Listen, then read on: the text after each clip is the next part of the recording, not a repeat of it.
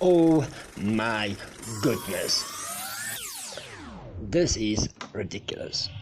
So guys, as we found out a few days back that Jeffery Epstein was found dead in his prison cell. Now, I thought he was under suicide watch, but it came to light now that he was taken off suicide watch. Now, a lot of questions. Was the right procedures followed? I mean, this is a very high profile individual who tried to commit suicide according to reports.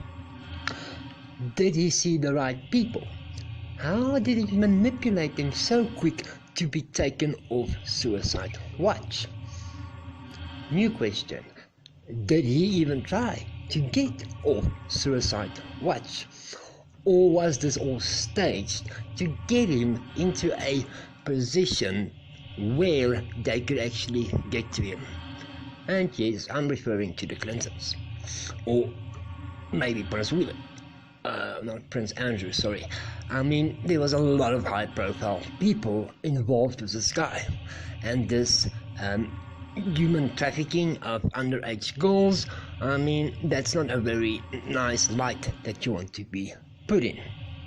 So, luckily Barr has asked for an investigation into the procedure that was done to take him off suicide watch. Suicide watch, you are watched after 24/7 to ensure that you do not try to commit suicide again.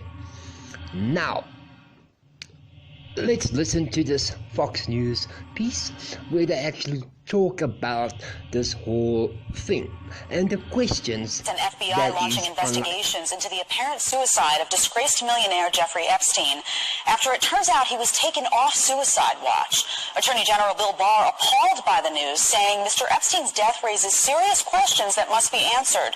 In addition to the FBI's investigation, I have consulted with the Inspector General. Joining me to react, former FBI Special Agent and U.S. Army Ranger Chad Jenkins. Chad, welcome to the show.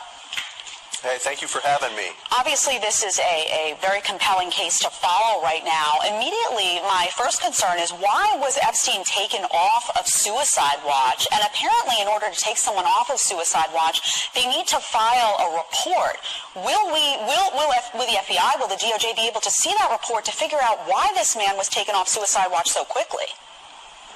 Well, to your point, I think everyone in America woke up yesterday just dumbfounded and horrified that Epstein was able to commit suicide, especially given that he attempted to commit suicide just a few weeks ago.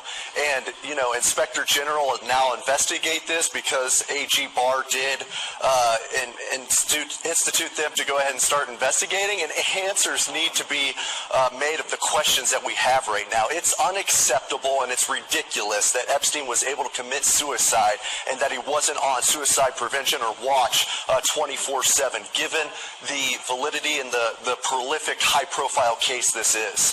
Yeah, and I mean, I'm guessing he would have had to have been evaluated by a psychologist. Someone would have had to have approved that this man be moved to an SHU, which is a special housing unit, from being on suicide watch.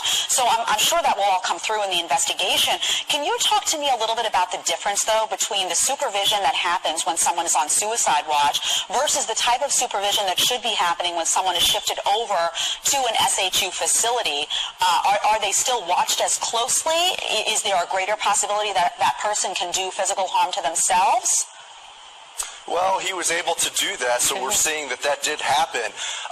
But to your point, he would have had to go through interview process, very manipulative behavior given the what's being charged against him or what was being investigated against him, so that he was able to go ahead and do these interviews with these psychologists and get himself reduced off the suicide watch. There's got to be questions on that as well. If it's purely negligence at this point, but we got to see if there's also criminality within the Bureau of Prisons and the process that was done to allow him to get off the suicide watch. And Chad, just quickly, the timing of his death is very suspicious. Just a day after thousands of these documents were unsealed that mentioned various people's names, very high-profile people, Prince Andrew, and Bill Richardson, and others who may have been implicated.